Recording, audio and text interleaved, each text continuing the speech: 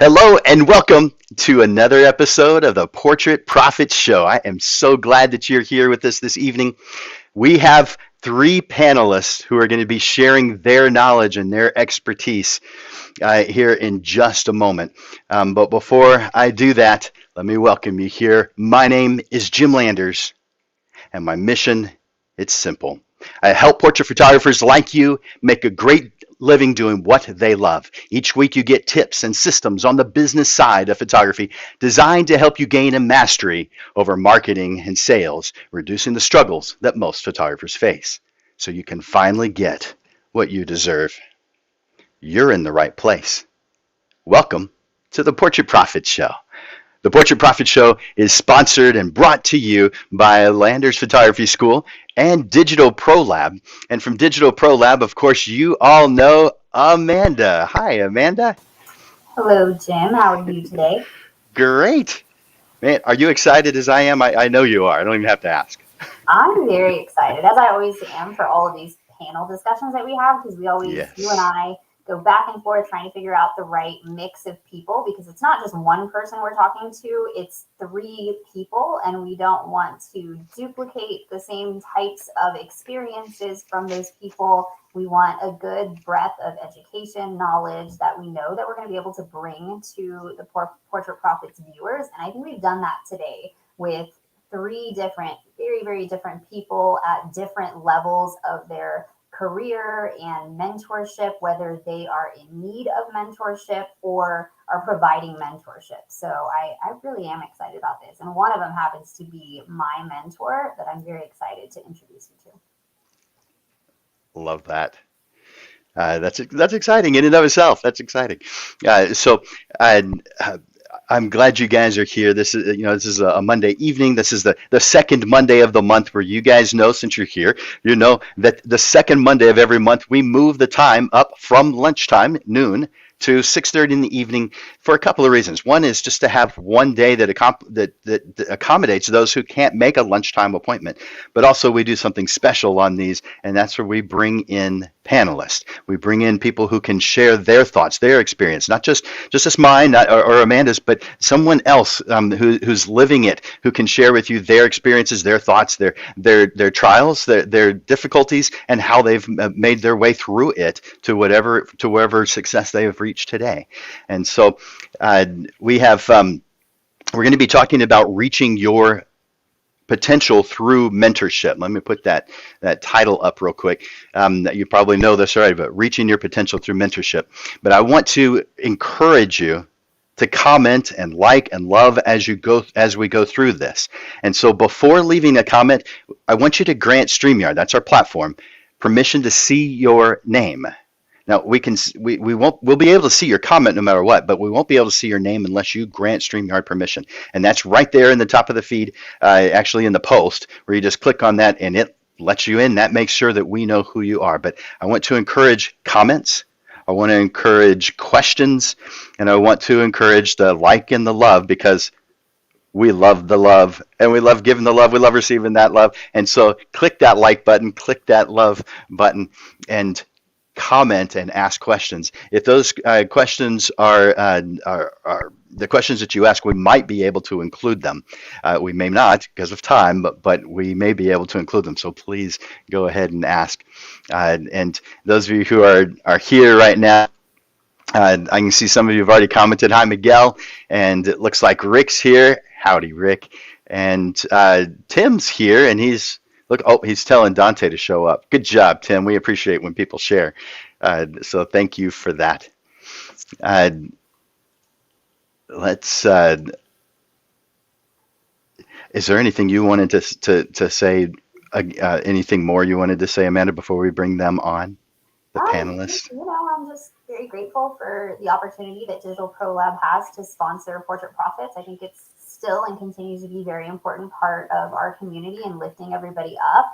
And there's still a lot of people that need to be lifted up, encouraged, mentored. And, that's why I'm excited about today's topic, because that's absolutely what we've been doing here through Portrait Profits. So as the owner of Digital Pro Lab, we are very excited to be able to allocate funds to do that, because that's what we love to do. Nice. Awesome. Well, let's bring in our panelists. And we're going to give them a moment to say hi, and then we'll have them introduce themselves. But we want to bring on Ian Fisher, Josh Huskin, and Marion Armstrong. Hi, guys. Hiya. I'm so glad that you guys are here today. Let's see. Uh, we're going to give you guys each a moment to share a little bit about who you are and what you do. And so let's start off with Ian. Ian, I'm going to take everyone else off except for just me and you, and then I'm going to leave you up for a second. Can you tell us a little bit about who you are and what's important to you? Sure. First of all, I'm from South Africa. I immigrated to the United States in 1980, so it's 42 years ago. I was in the building material supply business, lumber, millwork, windows, everything to do with the construction industry, actually from 1968. So the first 12 years in South Africa, and then the next 42 years plus minus in San Antonio with my brother. We actually retired from our operations, our operating companies, when we sold them off over the last 10 years. And so from 2017 on, I've been in the real estate business. I was always somewhat in the real estate business. And that's how I keep myself busy, because I don't think retirement for me certainly is not sitting back and doing anything. I absolutely love being involved with people, being involved with people starting their different companies and mentoring. I myself had a couple of treasured mentors through my career, and I found it most helpful to be able to exercise my thoughts and questions and ideas with people that actually weren't related to my company. And so I enjoy doing the same, and I'm passionate about all sorts of business, and that's what I do now, aside from what you're supposed to do in retirement. Love it, man. I am really looking forward to hearing your answers to these questions and the things that you're going to be bringing to the table. So thanks again, Ian, for being here. Thank you, Jim.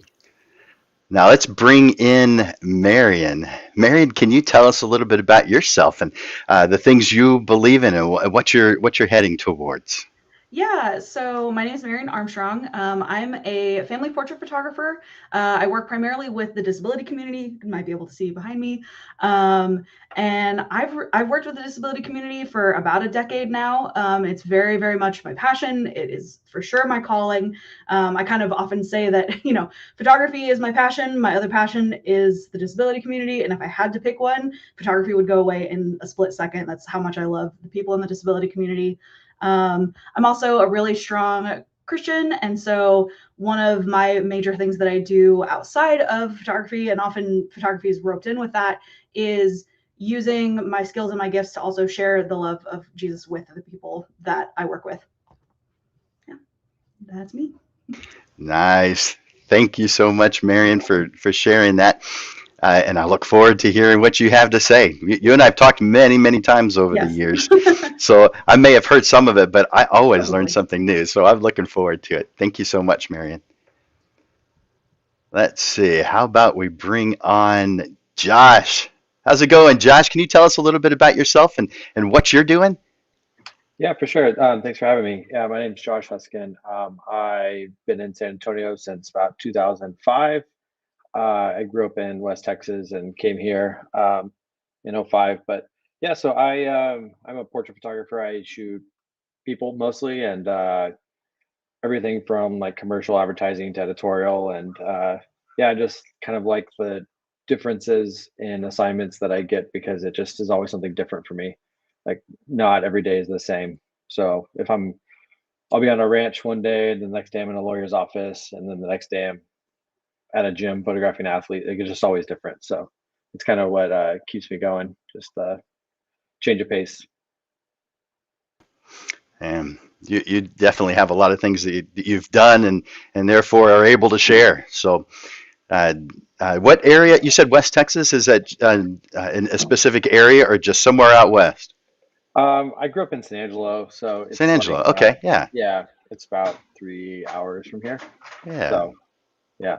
Yeah, it's nothing too crazy out there, but you know, it was nice place Well, to grow up.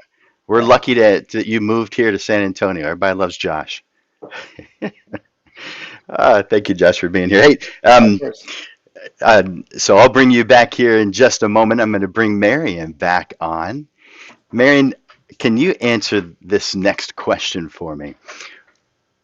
What are some of the most important things that someone could do or have in place before they seek the advice of a mentor? The thing that I was thinking about when I was reading this question is you really have to have your mindset in place. And I know that seems a little bit weird. You know, you think like, oh, you should make sure that you have enough money or you should make sure whatever. But I think going into being mentored, being the mentee, one of the most important things is making sure that you're teachable. So a lot of the times, especially in photography, there's a lot of things that like are kind of the standard thing to do that when you go actually into a mentorship situation with somebody that has actually done it and is successful and makes money, a lot of the time they're not doing the same things that a lot of people kind of tend to tell you to do in the beginning. And so I know for me, kind of getting over the thing, kind of unlearning the things that I had been told for years, you know, do this, do that. And then, you know, full disclosure, Jim is my mentor. So, you know, kind of being able to come in and let myself hear the things that he's saying and take them and know that he has been where I want to be. He has been doing the things that I eventually want to be doing. And so if the things that he's doing are different than the things that I've been told in the past, then I should really focus on being teachable and being willing to accept the things that he is telling me because he has more experience and more wisdom than I might. Well, it sounds good to me. Being teachable, though, I mean, Yeah, that's definitely a good one. So being open-minded, so right, not going in thinking, well, I know this stuff. I don't need any help. I'm just right. doing this because, somebody said it was a good idea to have a mentor. That you're going into it with an open mind, and you definitely do that. You Yeah, are I mean, good I at doing that. literally completely redid my entire business structure when I started working with Jim, and I was like, oh, everything I'm doing is wrong. Start over, which is a hard Well, thing to accept and kind of move forward with. yeah, that's the truth. Well, thank you, Marion. Yeah. And Josh, the same question. And what are some of the most important things that someone needs or should have in place before they seek the advice of a mentor? I think I really liked what she said about being kind of open-minded and ready for the advice. Like, um, also, I was thinking about this earlier. Like, you kind of need to know, maybe have an idea of like what you want to be doing. That way, you're not kind of just all over the place when you go to meet with somebody. Because you don't know like how often maybe that meeting can happen, like that mentorship. Like, is this something where you're going to talk to that person on a daily basis, or is it weekly or monthly? You know, so you kind of think the things that are really important to you should really go for. But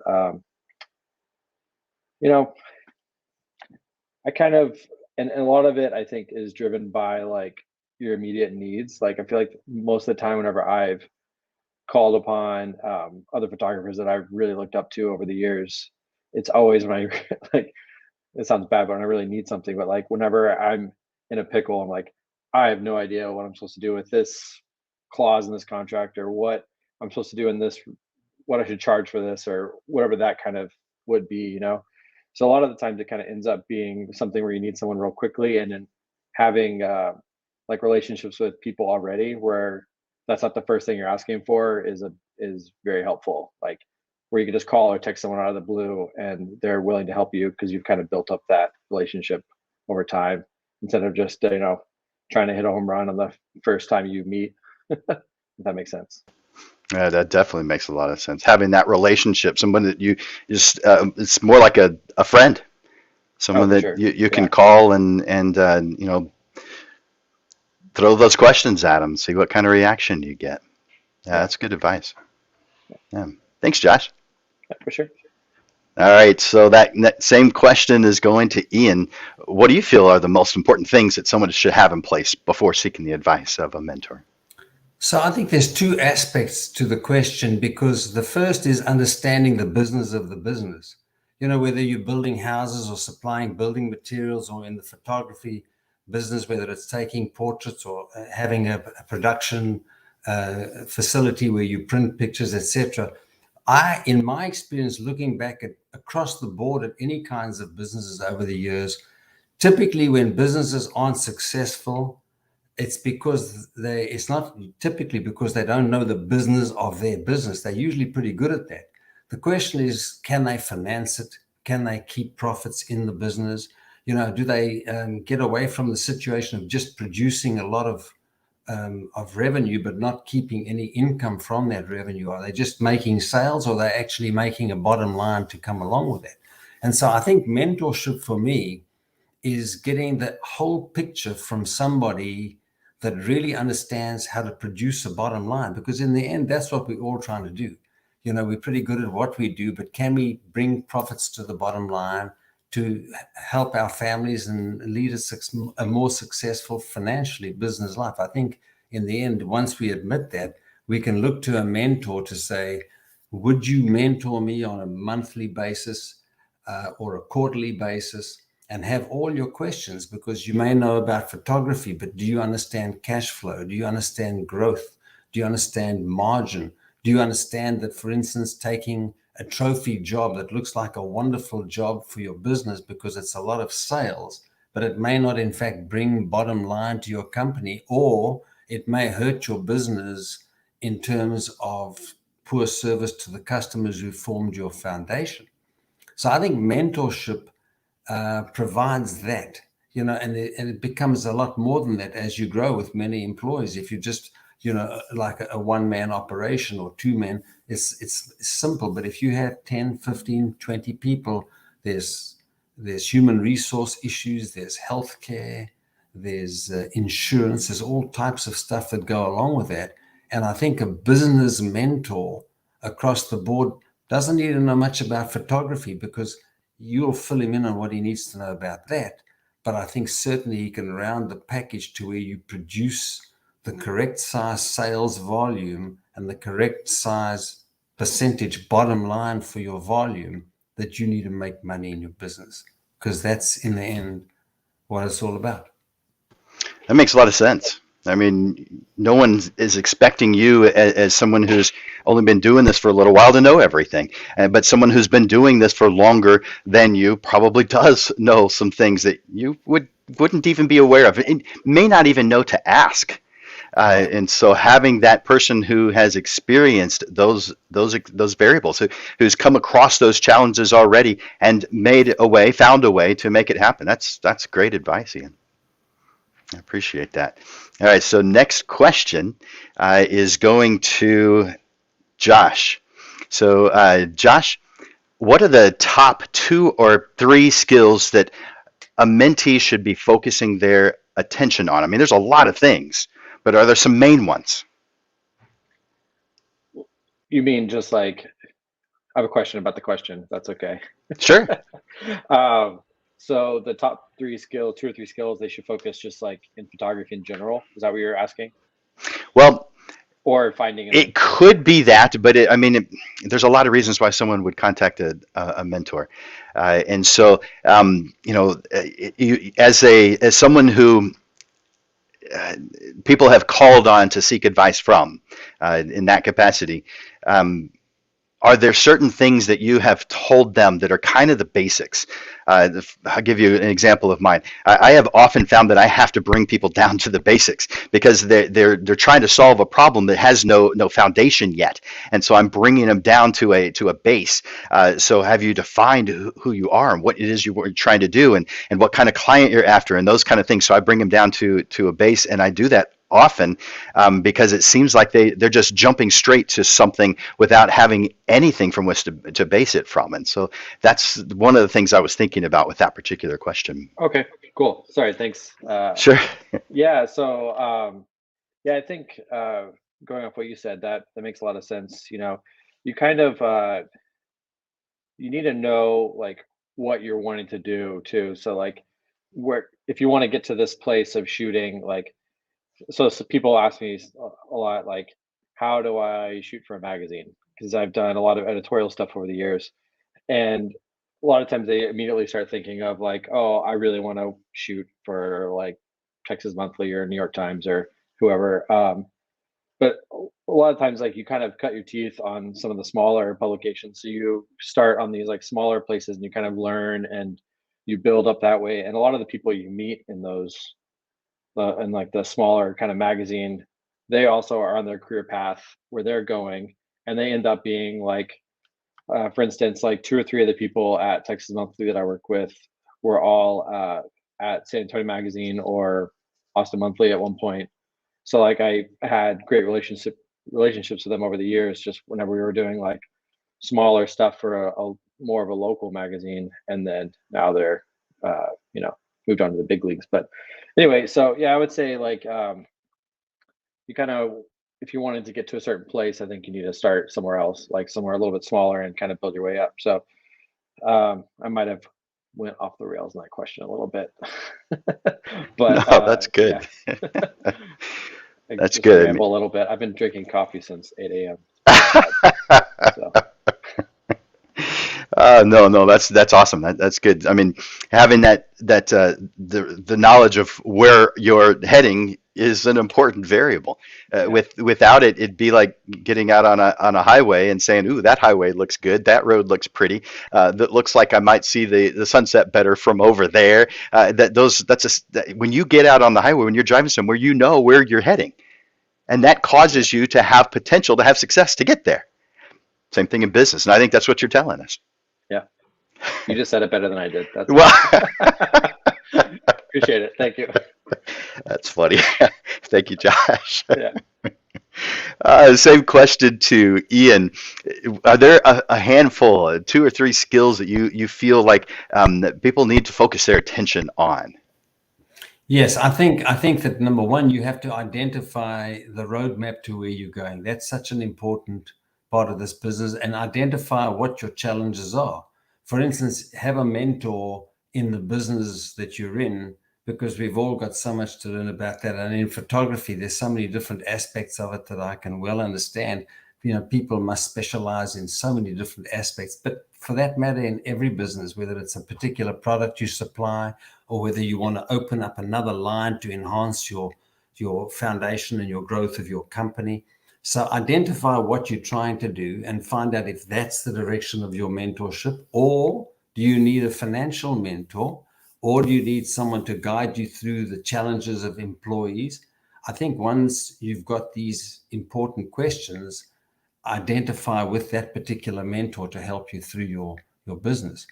Like I said earlier, I think most people know what they want out of their business, but if you're going to expand and broaden the base, certainly you have to go with the facts, because you can't ask for mentorship if you don't know your facts. So you have to understand your key performance indicators, whether they're on the growth side of your business, or whether they're on the financial side or the margin side. You have to get that right before you can seek the advice, or know your numbers very well, so that you can answer questions that a mentor is going to have. Because most times, of course, on the technical part of the business, that's mentorship. It's a passionate way to help you expand your knowledge in the business of your business.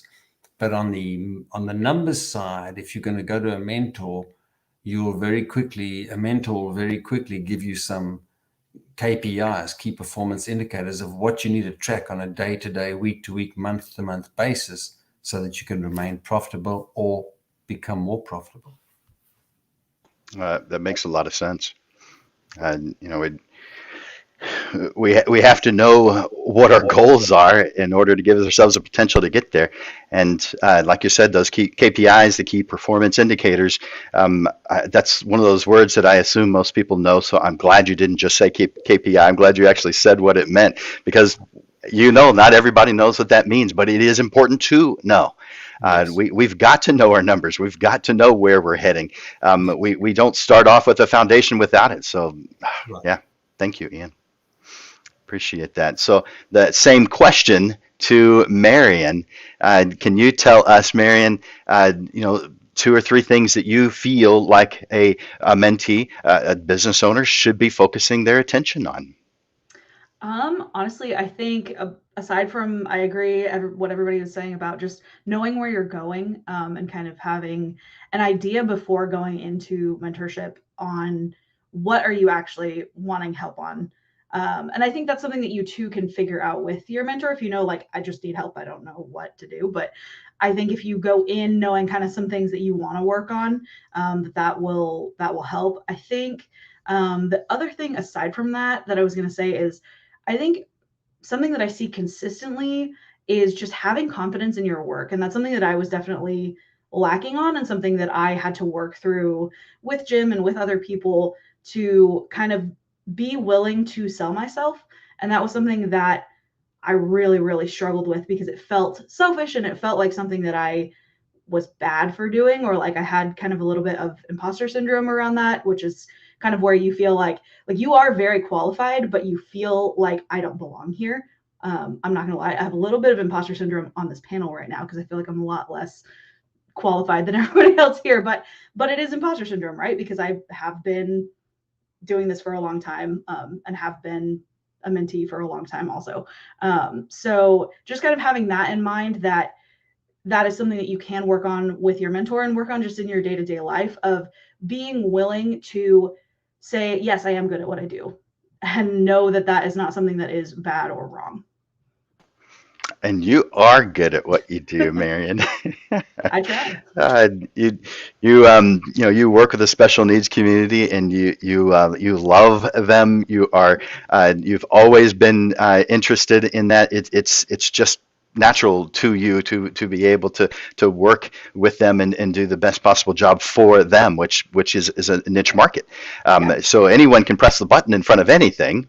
Right. That's not the differentiator, though. Can everybody play peekaboo for like 40 minutes to get that, like Not very many people can do. Right. No, yeah, not so. Right. So I agree. We do have imposter syndrome. That's something that crosses, I think, everyone's mind.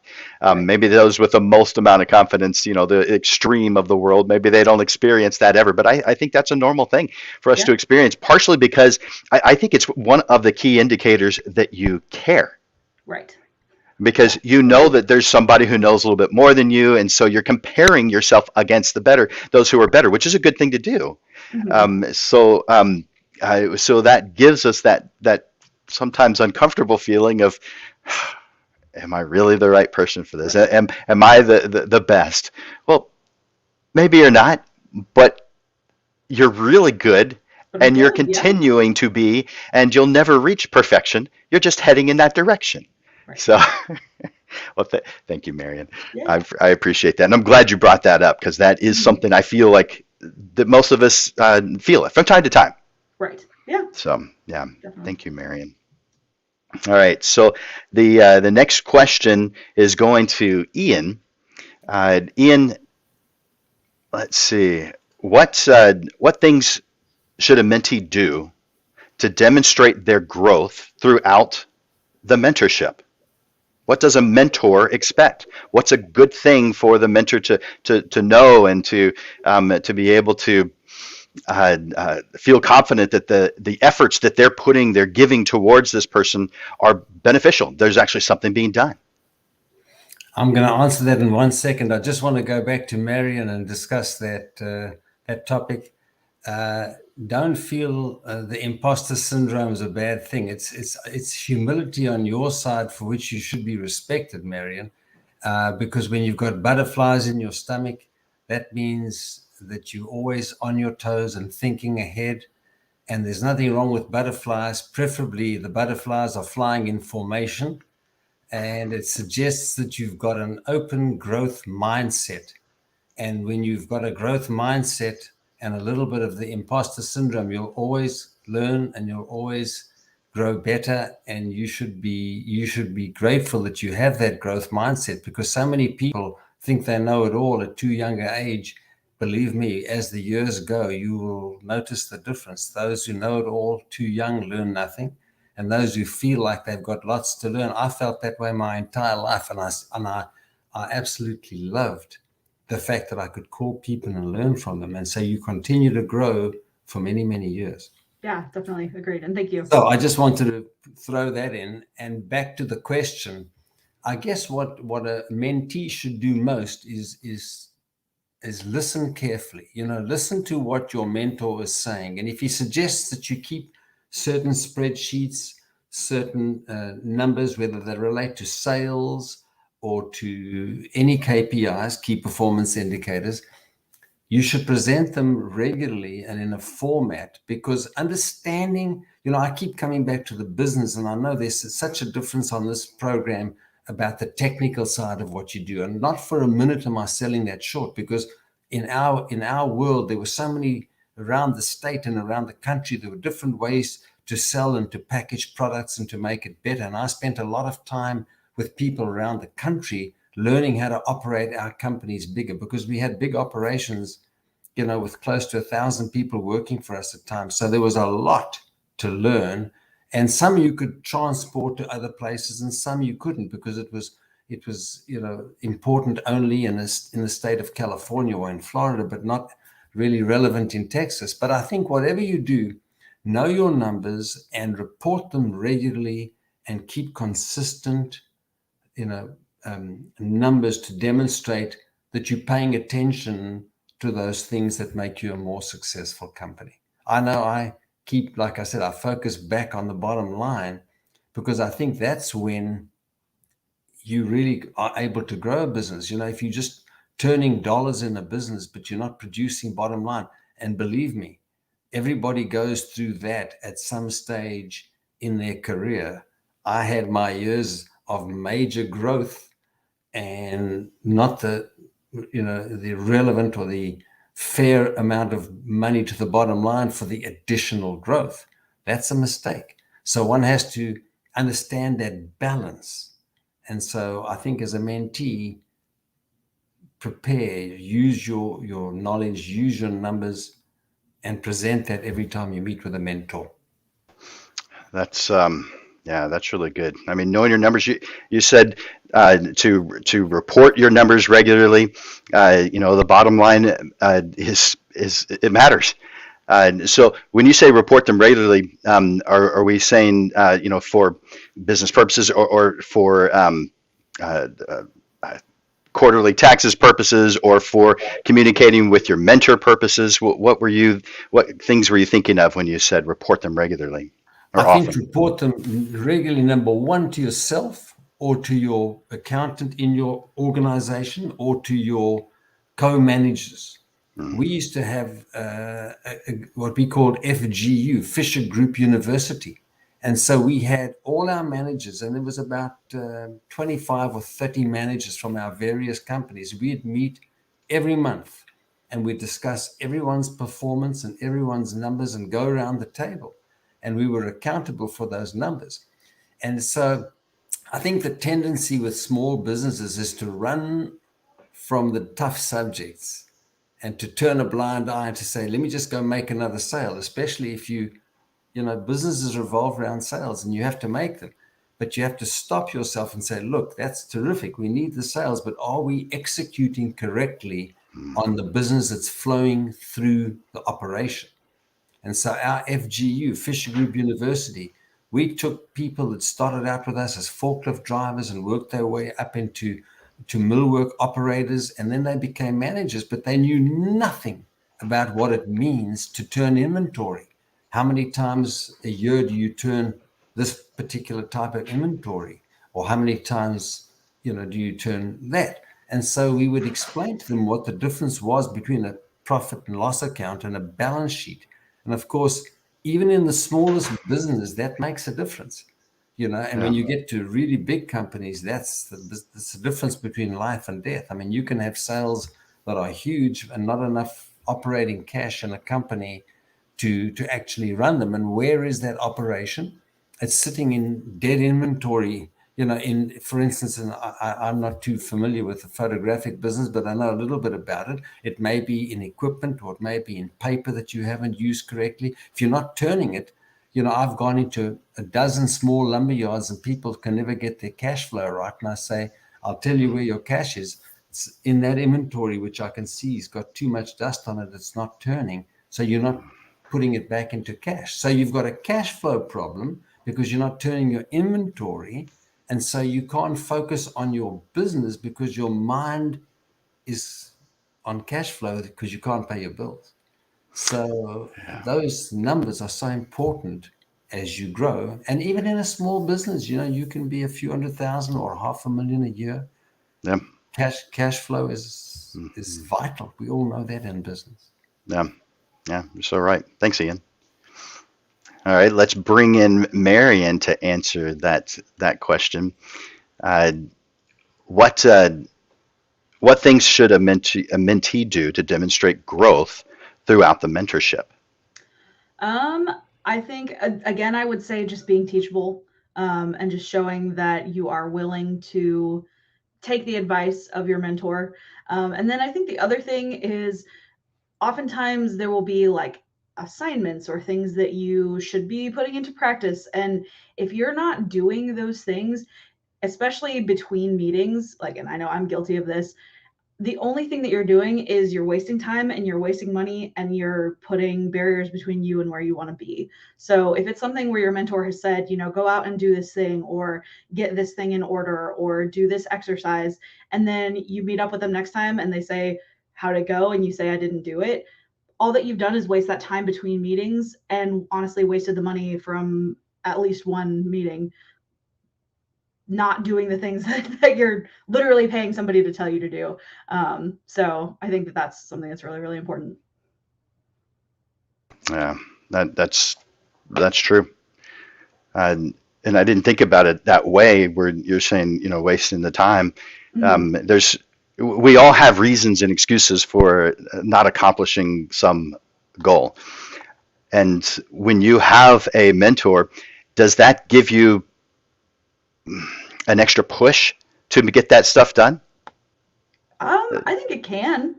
Okay. I think for me, it's more like I know things that I should be doing, whether I have a mentor or not. And I think having that person to check in ensures that it's not like a year until I do them. But I think that sometimes I have a hard time even knowing that, hey, I'm supposed to be doing this thing.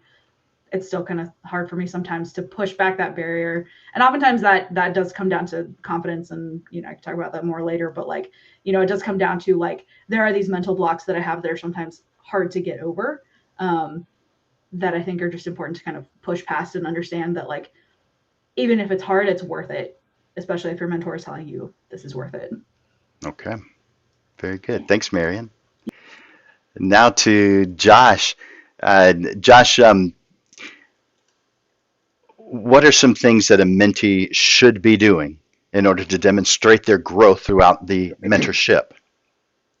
I like what they both said, but I wanted to add one thing as I think that people shouldn't be afraid to like share their wins with their mentor. Like if you've kind of done something that they've helped you with and you've, made it over a hurdle, like don't be afraid to share that and, be proud of yourself for getting that win, whether it's small or big, It could be something as small as like, oh, I actually typed all my I actually put everything into QuickBooks this month and didn't put it off for 2 months. Or it could be, I got this assignment that I've been wanting to do, or, I figured out this lighting, or, anything from the creative side to the business side, like any of those things that you've done that they've helped you with, like, make sure you share that with them and let them know like that they've helped you and just be proud of yourself for getting there, Man, absolutely.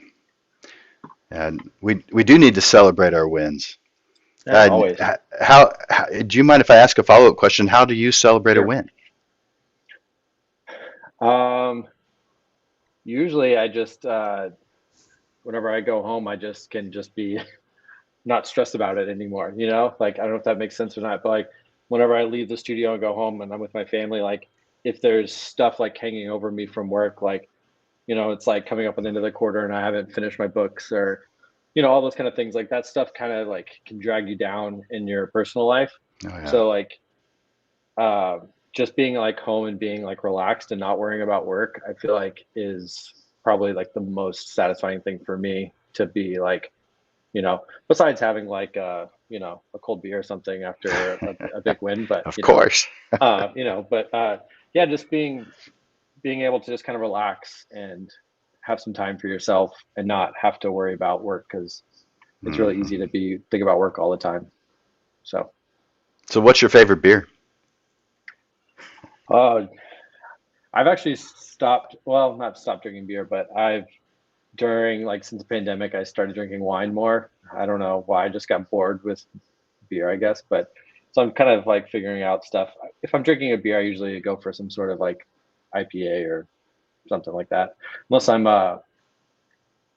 this is kind of like a lot of, I just sound like an alcoholic. So unless I'm working in the yard, if I'm outside in the yard or it's hot outside, I'm usually drinking like a Modelo.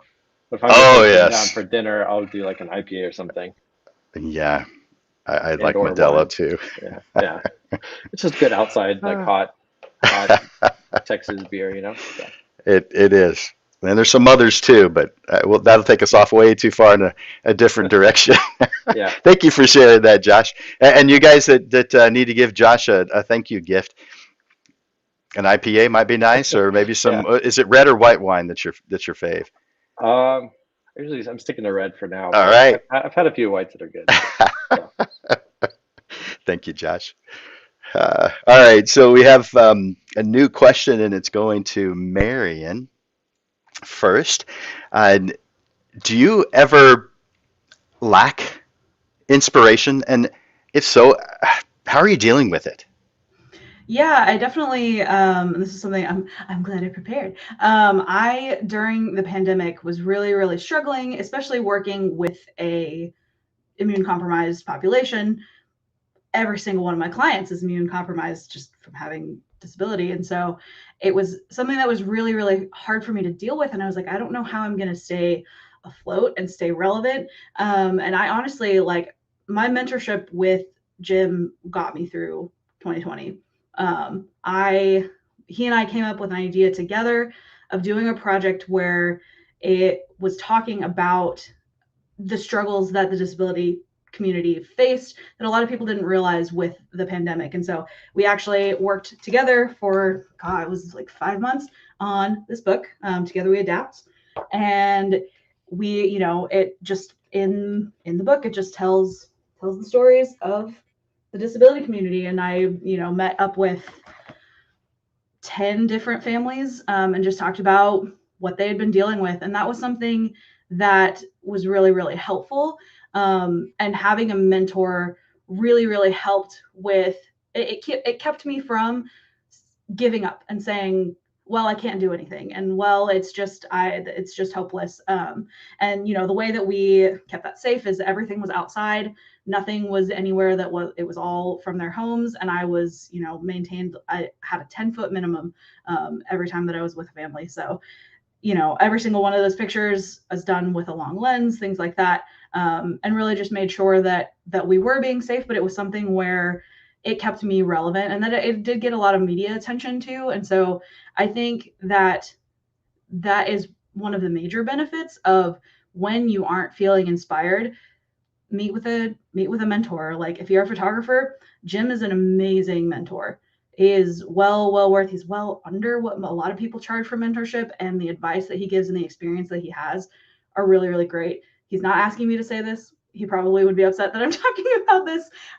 But he really is an amazing mentor, and I highly, highly recommend it for anybody that is stuck on any part of their business. Call Jim.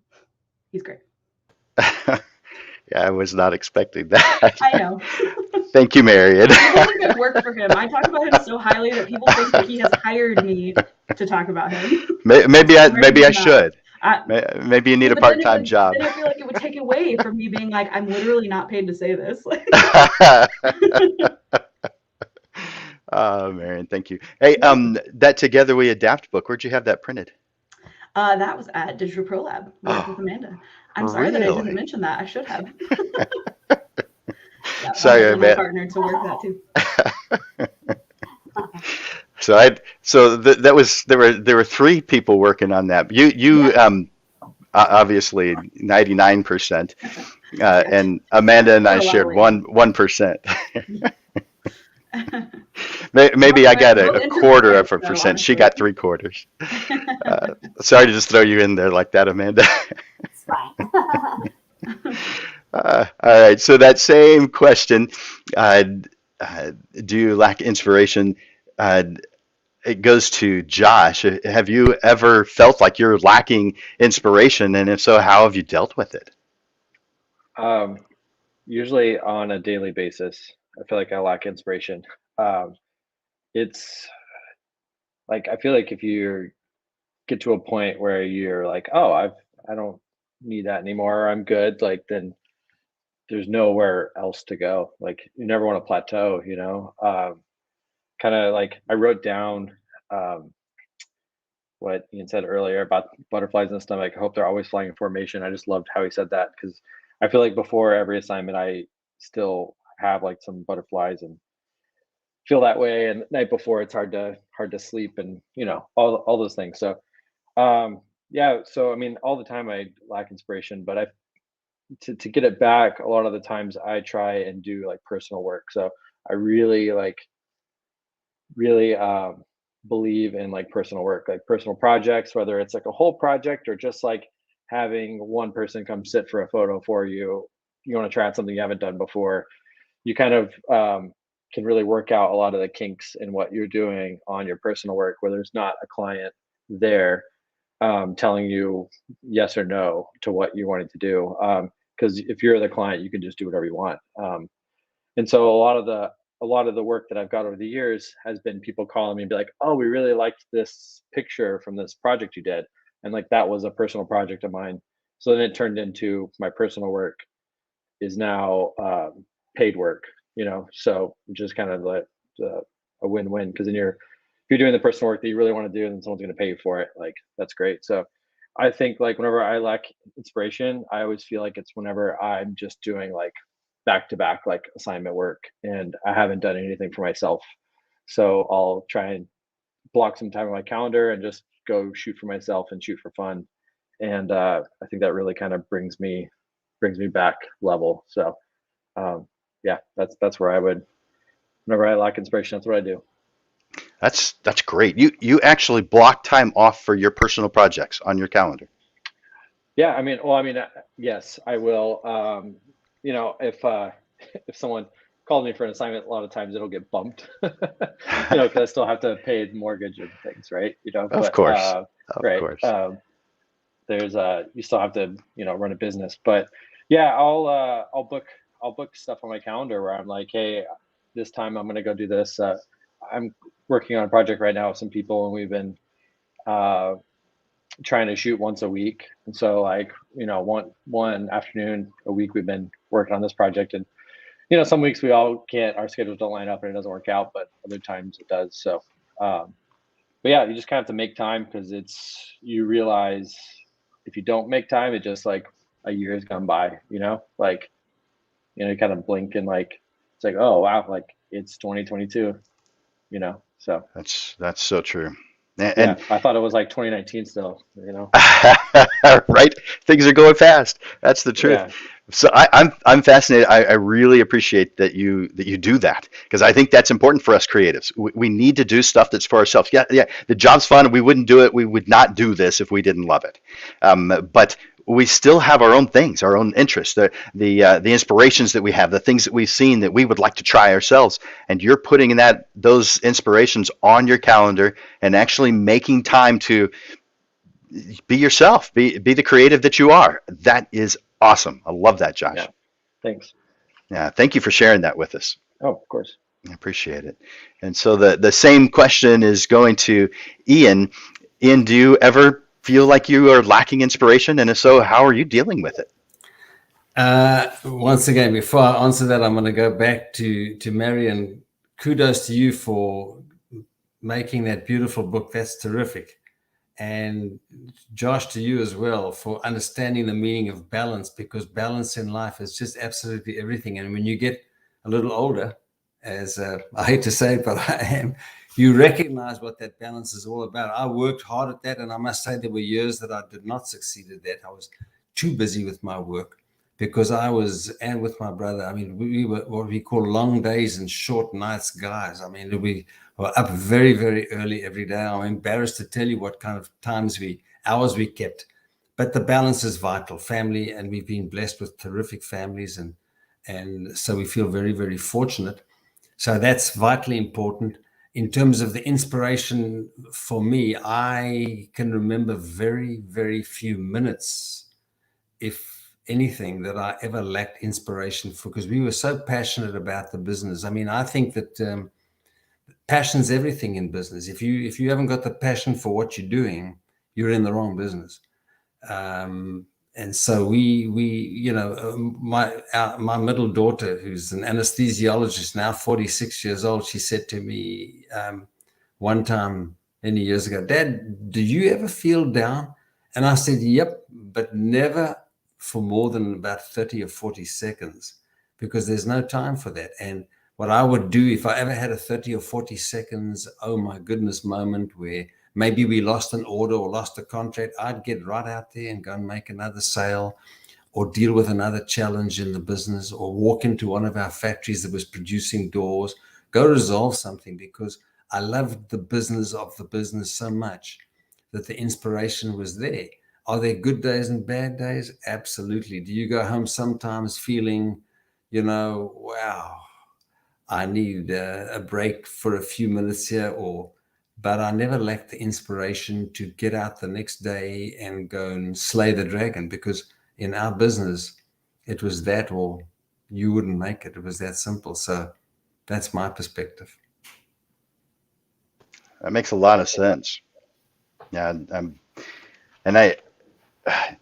I think that we as creatives would feel the same way, that we love this. There's setbacks, there's things that we experience that don't cause us positive reactions, and so we've got to find some way to move past that. But I think that because we've defined our goals and where we're heading, it doesn't do much other than slow us down a bit. Right. We just allow it to slow us down a little bit, and then we hit the gas again, and get back on track. Yep. So There's potholes in the road, and that's life. You mhm. should expect them because they're going to be there, but run through them and move on and get to the next level, Yeah, good way to state that. I appreciate that, Ian. All right, so we have a new question. We're going to start off with Josh on this one. Josh, do you have a mentor? And if so, how do you feel that they have helped you? Yeah, I have a few. I have a couple of people that I've really, helped me a lot over the years. Like some of the photographers in town. Yeah, they've really helped me a lot. I mean, just like if I didn't understand something on a contract or along the lines of like working on a bid, like I would could go to them and they could help me kind of walk through it. Or even just like how to expand my business, like should I be buying this gear or am I okay with what I have? Because like it's really easy to fall into like the gear, like, oh, I need the newest thing, all the time. And that could just be, an endless hole of, just debt, if you're just buying all the stuff all the time. So anyway, like I kind of use them to kind of help me balance like what I need to get, what I don't need to get, and then just um, a lot of the stuff with just like how business contracts work, and then I have a lot of like a lot of my peers. I like we're kind of in that role for each other. Like I have a lot of people around my same age that are in the same level as me that we'll share bids with each other, we'll share work with each other, like, hey, does this look weird, what do you think about this, like, and there's work for everybody, so we don't really feel like we're competing against each other, which we technically are, but there's a good group of people where you just share stuff all the time with each other. It's pretty open, and I think it's pretty neat, and also like probably not that common. I mean, across other industries, I'm not 100% on that because I really only been in this industry. Uh, so, but yeah. It's great though that you have those people that you can just reach out to, throw those ideas at, and I assume they're doing the same with you, sharing theirs with you, and you're giving them feedback. Yeah, all So the time. Yeah. definitely good to have those people in your world, in your environment, and you've put them there, and you're keeping them there. How are you nurturing that relationship? A lot of times it's just like they turn into like friendships too for me. Yeah, So, good. whether that's like we're gonna go grab lunch or coffee, or just kind of check in, or Yes. like, and then there's a couple of people that I'm like play fantasy football with, so then we just talk about that kind of stuff, and you kind of fall into different likes and interests with them, and then all that kind of forms this relationship where then you have like a good trust with each other. So Mhm. Nice. Thank you for sharing that, Josh. yeah. All right. So that same question is going to Ian. Ian, do you have a mentor, and or have you had mentors, and how have they helped you? Yes, I've certainly had mentors, and they fell into two categories. One was on the business side. For instance, when I first started in the lumber business back in the early 80s, I went to a certain convention, met a fellow that ran a huge lumber yard in Houston, and I loved this guy. He was smart, and I would call him all the time. In fact, I'd call him probably every couple of months and just check in with him on the lumber business in general, workers' comp, trucking challenges that we had, um, purchasing challenges, where he was buying from mills. He wasn't a serious competitor of mine because he was in Houston, and the lumber business is pretty well a local business, no different than millwork. I had a fella up in Dallas who was probably one of the best millwork people I ever met. I'd call him regularly. I'd even get on a plane and fly to Dallas and go and have lunch with him once in a while just to learn about that. And then probably some of the mentors that have been with me the longest in my life, one particular gentleman, probably close to 40 years now. He's quite a few years my senior. He's in his mid 80s. Very smart guy. He was a mentor for the world. Where are interest rates going? What is happening with the mortgage rates? Where's our economy going?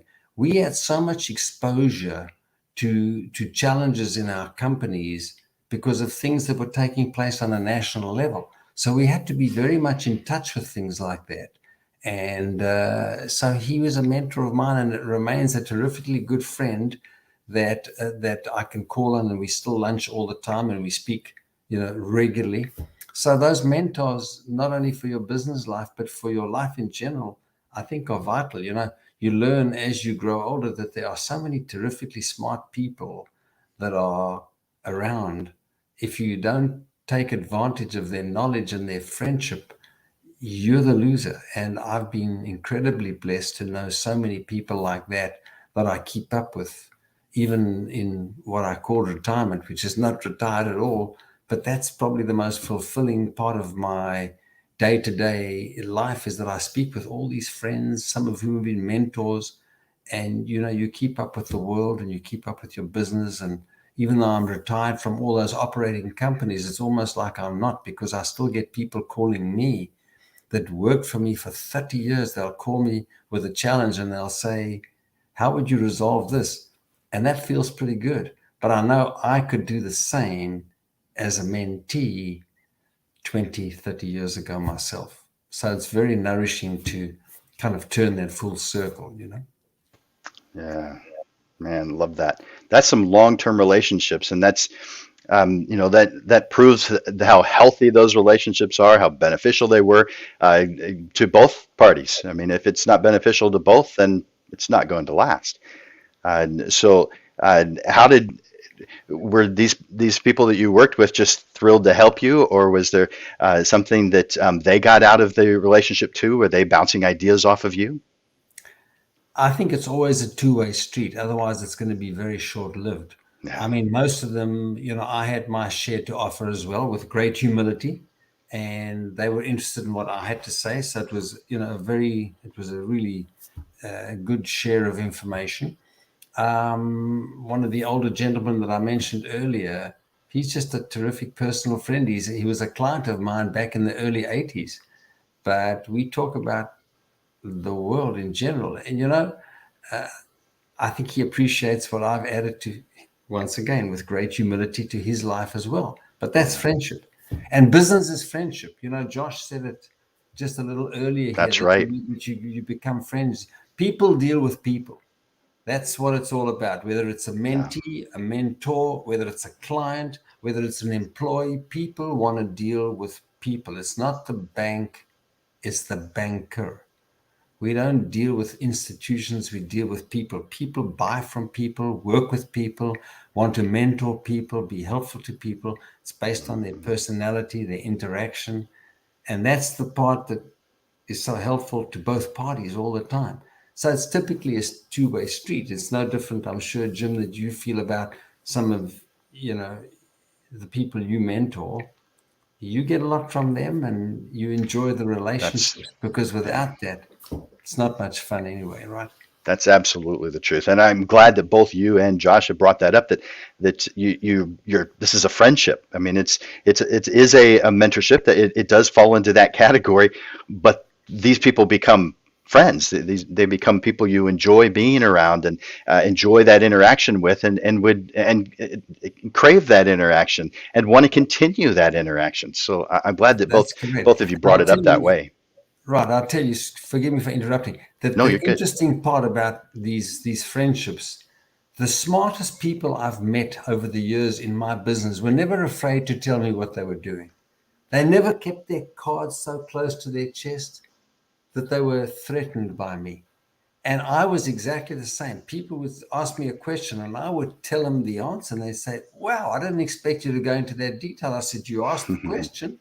I'm not at all threatened by what it is. I wish you luck. There's place for everybody in this arena, in this theater, and your name actually spreads around, whether it's in the photography business or in our business, and people see you as that too. And they see you as the go-to guy. So you become a consultant as well as a businessman, as well as a salesman, to both your clients and to your employees and to everybody. You're on the consulting side, which is nourishing, once again.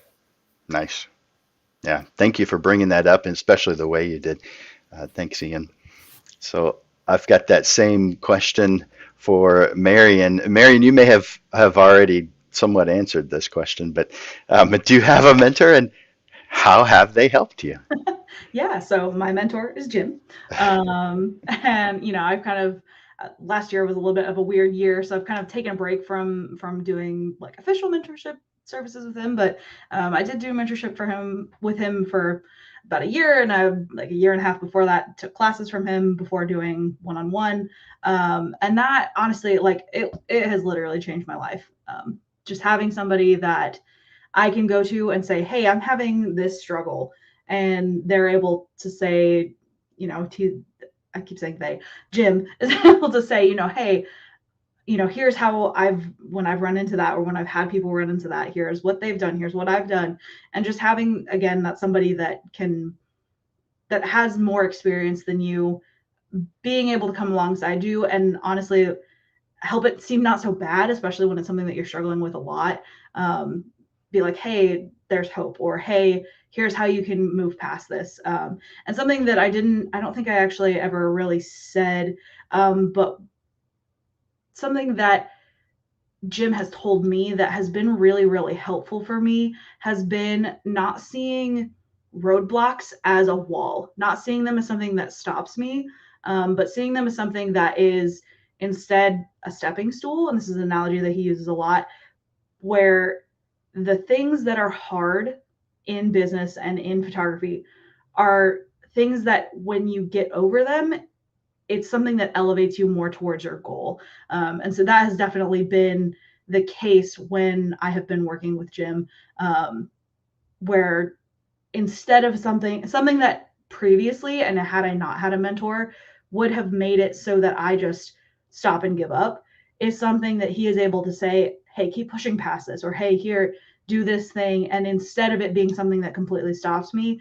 it's something that not only am I able to overcome, but it's something that actually moves me and progresses me further towards the things that I want to be doing with my life.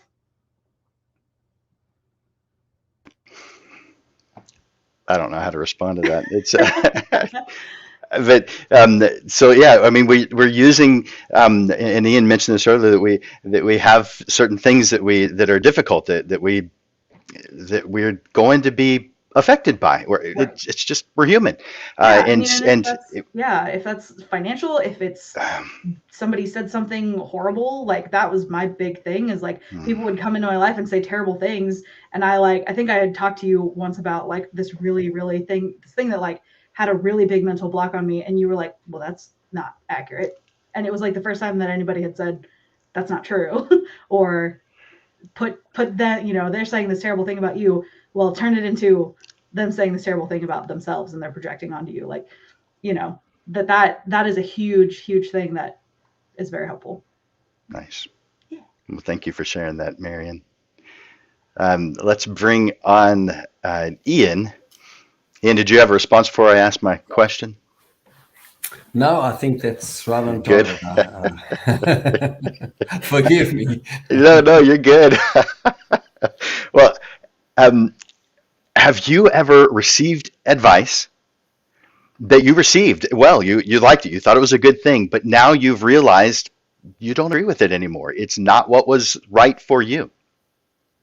I think that when one's talking with a mentor and accepting input from a mentor, your own knowledge of your own business, no matter how good your mentor is, you know or should know about your basic business, how to filter and funnel all that advice and to slot it into the right, grooves to where you focus on what first.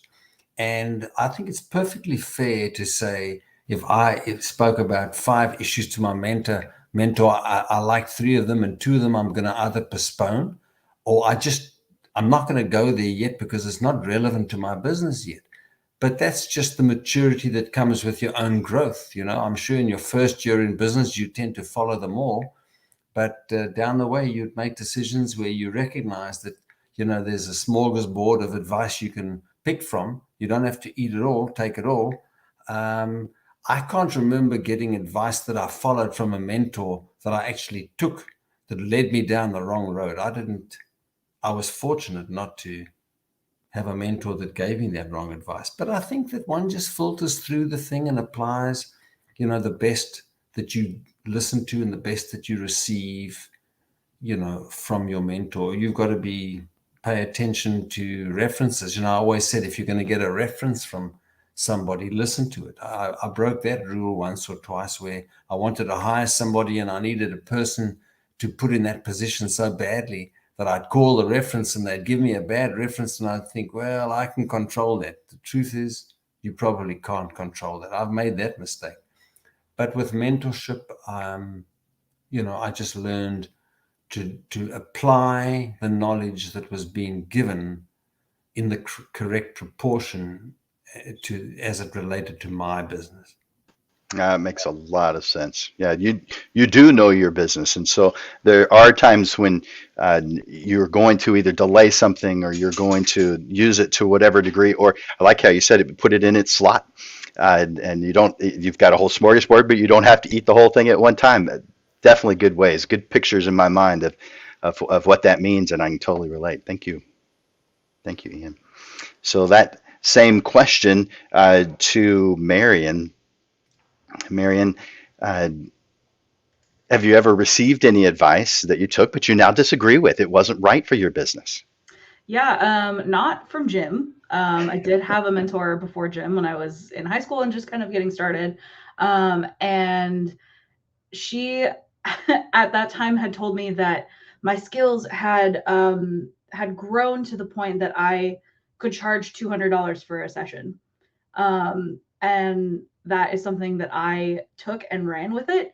And then, it was a really big deal when I felt like my skills had progressed to the point that I charged $250 for a session. And that was, maybe a little bit too much, but like, I'm sure I will improve. And that really is a big thing that Jim kind of taught me, is why, when you only charge $250 for a 2-hour session that comes with 30 digital images, why that's actually losing you money, and why that is contributing to feeling burnt out and feeling like you're never actually getting anywhere or never gaining traction. So that is definitely advice that I took from one person who, now looking back at it, I'm kind of sharing with her, hey, like, you should be charging more for your services because you have great, I've kind of become a little bit of like a business mentor on that side, for her, mostly in just being an example of what I charge now and the worth that I see in my work now, compared to the things that I learned from her, because she is using the things that she learned. And that was a little bit like what I was talking about previously, where I was talking about, make sure that you are teachable, because there are a lot of people, and I feel like at one point I was one of them, where it was like, no, this is enough, and I don't want to charge an arm and a leg, and I don't want to do this, and I don't want to do that, and all of these lies that we have in our head as photographers about why we should charge less than what we're worth. And so that, again, not to bring it back to Jim, but like, that is part of how Jim has, and having his mentorship has really, really changed my life, has been that I charge what I'm worth. And now, I'm 27, I'm going to be around for a while. And so if I don't charge enough for what I'm doing, I'm going to burn out, and then I'm not going to be around for these people that I love so much, because I'm going to lose momentum and not want to do it anymore. So yeah, so bad advice from previous mentor, great advice from Jim. Oh, thank you. Yep. So, I mean, and that makes a lot of sense. I mean, we we love what it is that we do. We love serving the people who we enjoy working with. We place those people in front of us because we enjoy working with them, and they enjoy working with us. And this win-win causes us to have a successful is a somewhat of a foundation for a successful photography business. Yeah. So yeah, that is powerful. Thank you Yeah. for sharing that, Marion. All right, so same question to Josh. Josh, have you ever received advice from a mentor, or really anyone, that you took but you now disagree with? It didn't work for your business. Yeah, there's a couple examples, but they're pretty specific, I think. But and this all going to say that sometimes like the advice makes sense, and then sometimes it doesn't. So you kind of have to like, I think sometimes I agree with the advice, and sometimes I don't, because not every day is the same in this in the photo business. I think like some days are completely different than others. So uh, something that you maybe feel very strongly about, like the next week, you might kind of change that for a certain client or job, and you know, as long as you still feel good about it, I think that's okay. I don't think you have to be like, no, this is exactly how I do things every single time. I think being like somewhat somewhat easy to work with goes a long way in this industry. So one of the things that like specifically I remember is someone would told me to like, oh well, I would never sign a contract that's like unlimited usage in perpetuity, which is like just where the client can just use the photo forever and ever, and you only get paid that one time for it.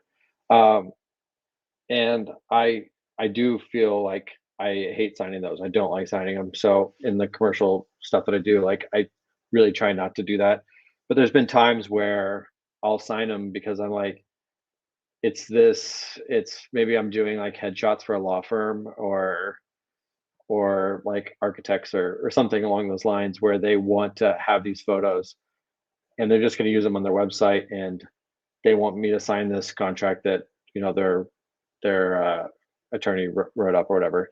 Um, that's nothing that like I'm not going to share that work. That's not work that I'm looking to share. It's not. It's just kind of paying the bill, and as long as that rate that I'm getting is worth it to me, then I'll do it. So I kind of like that's one advice that I got at some point that I kind of uh you know go on either side of the fence on, just depending on the job, if it's worth it, because if I'm never going to use the photos, I don't care if they use them on their website forever, and it's going to pay my bills for 2 months, then uh, it might be okay for me. So yeah, I think that's like where I would stand on it. Just sometimes you take it and sometimes you don't, and just whatever makes the most sense for you at the time in your business and how you uh, how you feel personally about it. Yeah, that definitely makes sense. Yeah, there's different situations. So, and we know our business, like Ian was saying, we know our business, so we know what things we should be doing. And yeah, we do accommodate and we do customize things for certain clients. So yeah, good one. Thank you, Josh. Yeah. All right. So next question, and let's go to Ian for this one. Uh, Ian, what do you do to keep yourself fresh and continue to grow? To keep yourself fresh, stay relevant in your industry, join every association, go to meetings. Time is our stock in trade. We all know that. We've only got a limited amount of hours every day to be productive and to go socializing. But I think if you're going to keep fresh, keep new ideas, keep interacting with people in the industry that you're in, I think that's vital. I spent a lot of time on boards of home builders associations and got involved in all sorts of charity organizations. And I could relate a book full of stories about how all that came back to me, but it's also very fulfilling to yourself. It's nice to give back, and you'll find that keeps you involved, and more people hear about that, even though that's not your primary intention, but it certainly does reap all sorts of rewards. And then how to keep growing. Have a growth mindset. Recognize every day that you should have an open mind for growth. Terrific book out there called Mindset by Carol Dweck, Dwek, I believe she spells it, but I read it many years ago.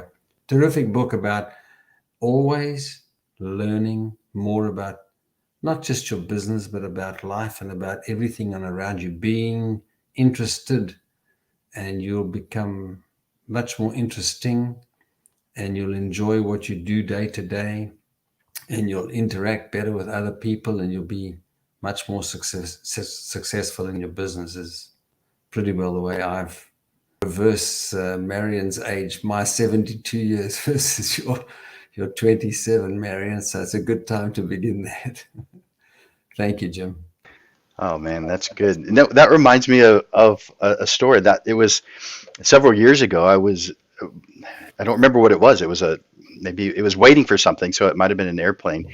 But sitting next to someone, both of us just waiting, not doing anything, and I struck up a conversation and just asked a bunch of questions. And I didn't share anything about me. He didn't ask any questions about me. I just asked questions about him. But at the end of the conversation, when it was time to go, he stood up and said, I think you're probably one of the most interesting people I've ever met. And in my mind, I'm thinking, how's that possible? How am I interesting? He didn't learn anything about me. I didn't share anything about me. I just asked questions about him. And so I learned at that moment, to be interesting, you have to be interested. And I think you just said that in a different way, but I think that caused me that moment caused me to realize the more interested I'm in someone else, the more interested they are in me, the more interesting I become. It's absolutely on target. The truest words ever, just be interested, and people will be much more interested in you, Yeah, in what you do. So for sure, that's we can have interesting. a whole nother, Yeah, we could. that panel right there, Thank you for sharing that, and thank you for helping me bring that thought back into my mind. Thanks, Ian. I'll bring you back here in just a little bit. Let's ask that same question of Marion. Uh, let's see. There we go. Marion, what do you do? What do you do to keep yourself fresh? And what do you do to keep yourself continuing to grow and become that person you want to be? Yeah, so I think the main thing that I do is just never assume that I'm done learning. I think we kind of, as photographers and, just as business people in general, tend to kind of get in a groove and say, I know everything that there is to know now. And something that I've really found over the years is that there's always new things to learn. There's always things to learn from other people. Even if it's things that you don't necessarily agree with, like learning how other people think. I think that that's something that's really, really good. And then the other advice that I really have is, if you are feeling stagnant, if you're feeling stuck, find something that uses your skills. And, this is a photography program. So, if you are stuck in your photography and you're really burnt out and all you've done is do work for other people, do like what Josh said, set aside a time where you're just doing something that is creative for you. Do something that, is maybe even still in your wheelhouse, but is using your skills in a different way. So, like, I'm not an event photographer, I'm a family photographer, but I also volunteer with a group that works with kids with disabilities. And in those moments, I'm an event photographer and I, work with kids with disabilities, and it's still using my skills, but it's in a different way, in a different way where I'm not getting paid. And so it's a lot more loose. I can do a lot more experimenting with the way that I'm setting things up. And it really, really helps just kind of having that reset every once in a while. Yeah, that makes sense. Glad you have that. Yeah. Smart. All right. Well, thank you for that, Marion. You're welcome. Let's bring in Josh to answer that same question. What are you doing to keep yourself fresh and continuing to grow? I think you may have answered that question already, but you might have more. Listen, I want to hear. I mean, yeah, I kind of did. I mean, I think what I said earlier. I mean, also like trying to think if there's something else that I do to keep fresh. This might be not what you're expecting to hear, but I think keeping myself fresh and like mentally sharp. Um, I like to do things that are outside of photography. So I like to ride my bike. I have a gravel bike, so I'll go out and do like a 20 or 30 mile ride. Um, I play basketball a couple times a week, so like I'll go do these things where I'll be playing basketball and I won't think about work or emails I have to send or QuickBooks or bids or just work in general for an hour. Or if I'm on my bike, I don't think about that. I'm just listening to music and just kind of clear my head. And I think those kind of things help me keep me fresh mentally, which then I think in turn helps me grow my business because whenever I get to the studio, I've, you know, I've started my day with this just like, you know, this workout that's just kind of like pushed me forward. It's kind of like just yeah. Anyway, so it just kind of starts my day off the right foot and then I'm ready to go. So I think they kind of go together. That is a good idea. So having something that you do that's totally unrelated to photography. How long have you been doing the biking? Um, I were like growing up in San Angelo, I used to ride my bike everywhere because so I did BMX a lot, but Hmm. probably like I've had a bike for a while, but in 2020 when the pandemic started, like I stopped playing basketball obviously, and I really kind of started picking up the bike more because that's something I could go outside and do by myself and not see people. So probably took it more seriously in the past 2 years. So Cool. yeah, Nice. Thank you, Josh. sure. I'm going to bring everyone back on for closing thoughts. Uh, and you guys can interact with each other, but I'm going to start off with Marion. Do you have any last thoughts about our subject today of reaching your potential through mentorship? Honestly, the biggest thing that I want to say, and I know I've said this a bunch already, and you'll see again why people think I work for him. If you want to have a photography mentor, you could not do better than Jim, especially if you're in San Antonio. Like, we are really, really blessed to have somebody as knowledgeable in business that again has had that success as a successful family portrait photographer that was actually making money and actually doing the things that we all aspire to be doing, that has now made his shift to doing education. It really, really is a really, really big blessing. And I think, you couldn't do better than, I don't know how often you talk about this, Jim, but like, he does have 30-minute business consultations that are free once a year. So if you don't know that you want to take the full plunge yet, just have that 30-minute meeting with him. Even that, before I started doing mentorship with him, set me up for a lot of success, even in the 6 months before I actually started working with him. So, yeah. Thank you. You're welcome. I appreciate that, Marion. Yeah, I do mention that during the Portrait Profit show, that the 30-minute business assessment consultation, and as Marion noted, it's free, one per year. I can't do it free, period. I don't have that much time, but I want to help out as many people as I possibly can, and so I have that business assessment consultation. It's just to talk about your business or whatever it is that's going on in your life related to business. I'm not a counselor or anything. I don't do. I know what I'm good at. It's not everything, but when it comes to the business side and listening to those concerns, I do feel I'm pretty good at it. And also lunch with Landers. I take a photographer to lunch with me every single week. Tomorrow it's Mercedes Reyes. I'll be taking her to lunch with me. But maybe she's on right now. I don't know. So yeah, but I think that we should all be doing those kinds of things. Not only are we mentors or mentees, we are the opposite. If we are a mentor, we also need to be mentees. If we're mentees, we also need to be mentors. It works both ways, and so we need to we seek out both of these positions, because I have mentors. I've had many mentors over the year, and I think you should have multiple mentors. I don't think it's limited to having one. Maybe you start off with one just to get used to that relationship. But Marion, thank you for sharing that. Let's see. How about Josh? Any closing thoughts?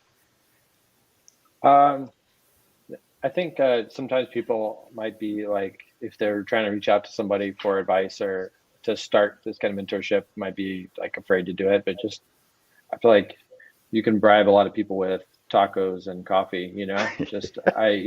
I've met up with a lot of Yes. other photographers around town over the years, and all I was promised was tacos and a coffee, and I'm there. So, and it also goes the other way. Like I've bought people the same, so I think just it's just the effort of like just reaching out and start that relationship, and goes a long way. So Nice. Thank you, Josh. yeah. And Ian, you have some closing ideas or thoughts for us? I think that one should cast a wide net in life with everything, with your business, with your friendships, with your charity work. I mean, the perfect example is sitting right on this panel right now, Amanda. I've watched Amanda grow just terrifically in the last few years.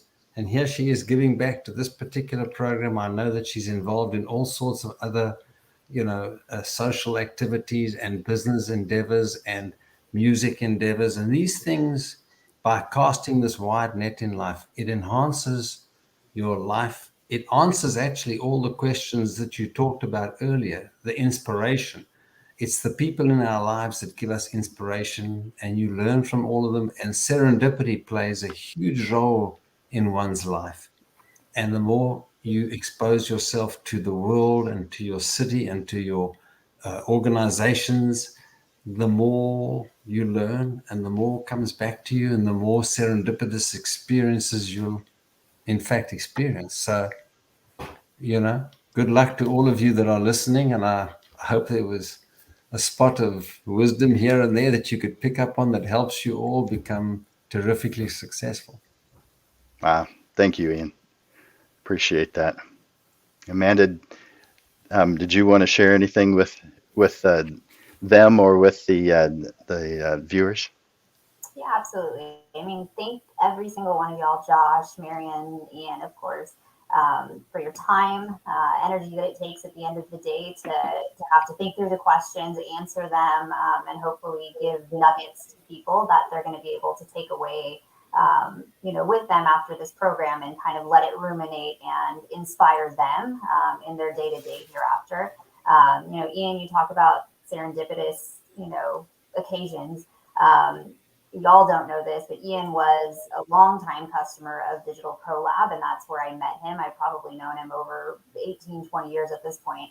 And when I left Digital Pro Lab to go do nonprofit work, I saw him again in that avenue with Catholic Charities. And he later found out that I loved violin, and he's a big supporter of San Antonio Symphony, and he would gift me symphony tickets, and later went back to the lab and ran into him again. And there are these moments in life when you realize who you are and the things that you love and engage with in society, and you'll start to notice that similar types of people are doing similar things. And those individuals, for me, Ian being one of them, are not only business mentors, but they're life mentors in the end.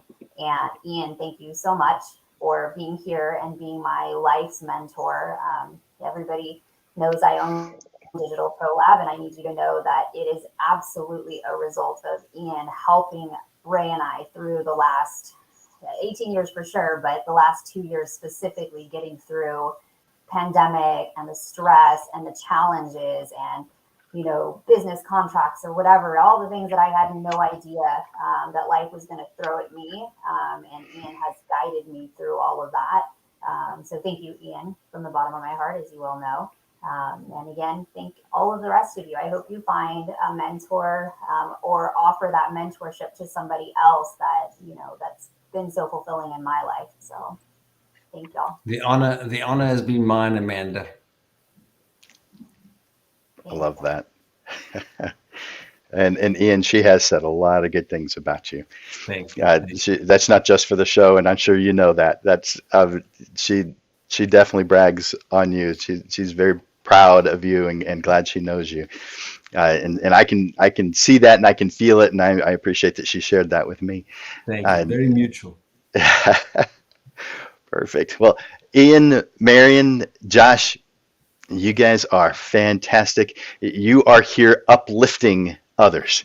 And you do this in your life every day. This is just one more example of doing that. Every little thing that we do to uplift our community, our fellow photographers, other business people, everything we do, no matter how small. And I think even just showing up as someone who is watching, someone who's watching right now, I think you are contributing to uplifting the photography community, the entire community as a whole, because you are growing, you are becoming stronger. People do look to you. They may just go to your Facebook page or your website or your Instagram, but people do look at you who you are totally unaware of. And the progress that you made is observed. They notice. The things that you do they think are cool, they're incorporating into their own business. And it is because you took the time to grow and because you took the time to learn, because you took the time to share that this is possible. We keep on uplifting each other. So again, Josh, Marion, Ian, thank you guys so much for being here today. Thank you for all that you do, not just today, but always. Thank you, guys. Absolutely. Thank you for the privilege of being on your show, Jim. Of course. All right. Well, we're going to take them off. Amanda and I will close out. And this has been another wonderful panel, Amanda. I know, they're awesome. I love talking to them on their own. So to be able to get all of them together and kind of hear their, insights in context has been really interesting. We had to take our panelists out for lunch or something sometime. So, get them all together. Of course, that might be a little expensive. We have to save up for that. Because there's been so many awesome people that have helped us out. So, yeah. Amanda, did you have anything that you wanted to share this week? Is Espresso and Edits coming up? Or? Yeah, we have a couple things coming up. Let me see. First thing that's going to be happening next week, and I'll go ahead and put that up. So GSAC, or the Greater San Antonio Camera Club, which is one of the oldest camera clubs here in San Antonio, we've partnered with them to do an in-person print competition. So it's not just an online competition. It requires you to bring an actual photographic print for judging and critiquing. And it's one of the most interesting processes if you've never actually had your print critiqued in a public forum. It really allows you to listen to another person's perspective on your work, and in the end it will help you build confidence. I know Marion talked a little bit about the need to build confidence in order to be successful, and print competition is definitely one of those things. So I wanted to share that. That's next week, January 20th. It's going to start at 6:30 at Digital Pro Lab. All that's required is that you bring a mounted or matted print to participate, because it does need to be able to stand up. So the other thing that I wanted to share is this week's promo. So the promo code is critique, and it expires at the end of the week, which is going to be Sunday the 16th. And it's good for 30% off a 16 by 20 Pro Luster print with mounting. So I'm going to show you that real quick. And hopefully my screen's not too dark. But most prints, when you get them, they're flimsy, but when you add a mount to it, it gives it the rigidity that it's going to need to stand. So that's a 16 by 20 mounted print there. And it's one I actually entered in the print competition a couple of months back. I didn't win first place or anything, but it was nice to actually get the feedback from my fellow photographers and actually feel a little bit more confident to be able to share in the future. And then last, coming up on the 29th of January at the new photo center that is about to open up to the public here on South Alamo. Talk about mentorship. If you want mentorship, then you absolutely need to find the photo center, engage with the individuals there, purchase a membership so that you can access it and all of the resources that are going to be available to you. I know Josh Huskins actually going to be helping as well and volunteering his time. So him being a very active member in the photography community, for him to be accessible there, along with a lot of his friends and the photography community in general, just being there to share ideas and insights, is a perfect place to actually visit. So Espresso and Edits is something that Digital Pro Lab and the Camera Exchange partner on once a month. And what we do is drink coffee and edit photos, talk photos, all that good stuff in typically a cafe or a coffee shop, but we're actually bringing this one to the photo center. So we're kind of two birds, one stoning this thing. We want you to know the photo center, and we want you to know all the resources that you have available through Espresso and Edits, as well as through the photo center. So I hope you will join us here in the next couple weeks for Espresso and Edits at 2 p.m. on January 29th. So, all right, Jim, I think that does it. Well, it looks like Miguel's excited about that. He said he's already a member, so I guess you'll be seeing him, Miguel, at the photo center for Espresso and Edits, and I bet a lot of other people too. They're going to be full. They're going to have a hard time packing us all in, and that's a good problem to have. So I'm glad you're going, Miguel, and I'm glad you're sharing that with us. So we have Espresso and Edits on January 29th, and the print competition on January 20th. That is definitely a fun thing to do. Definitely a fun thing to do. And then take advantage of this, guys. 30% off a 16 by 20 styrene mount. Good mount. All right. So your code is critique. Write it down. I guess you could rewatch this, but write it down so you don't have to. You're welcome to though. So that's what's coming. So 30% off that 16 by 20. That's a good one. You always have good ones. Thanks, Amanda. And let's talk about the one that's come, the Portrait Profits for next week. So upcoming, we're going to be talking about studio management software, something that didn't really exist. Well, it didn't exist when I started. I started my I became a full-time photographer in 1991, and to my knowledge, there was no studio management software. You just kind of did everything on your own, I think probably in the late 90s is when studio management software started coming out, and I did buy into it. It was a huge pain. It was a real difficult thing to use. I went through two different types right at the beginning, and it really didn't work out well. But the studio management software that is out now is fantastic, and you really should be taking advantage of all of the advantages that it gives you. And so we're going to be talking about studio management software next week, and what the different types are. Now this is definitely more geared to those who aren't using it yet. But as far as those who are, there's still some things you're going to be learning in it, but this is definitely an encouragement to move into this direction because it's beneficial. It helps you, it helps your clients, it makes things easier in your world. We're going to be talking about the things that I look for in studio management software and my favorites. I'll tell you my top 5. There's a bunch of them out there, but I'll tell you the ones that are my favorites, and I'll tell you why. So that is 1 week from today at noon. That is Monday, January 17th at noon. And it's studio management software. Please put that on your calendar, and I look forward to seeing you on Monday. Any other announcements, or did we cover it all? I think we've covered everything so far. I'll think of one as soon as we get off, I bet. But I think we're good. So let me close this out. Thank you, Amanda, for all that you do and all that your team at Digital Pro Lab does for us photographers. You make our life easier. I try. Thank you.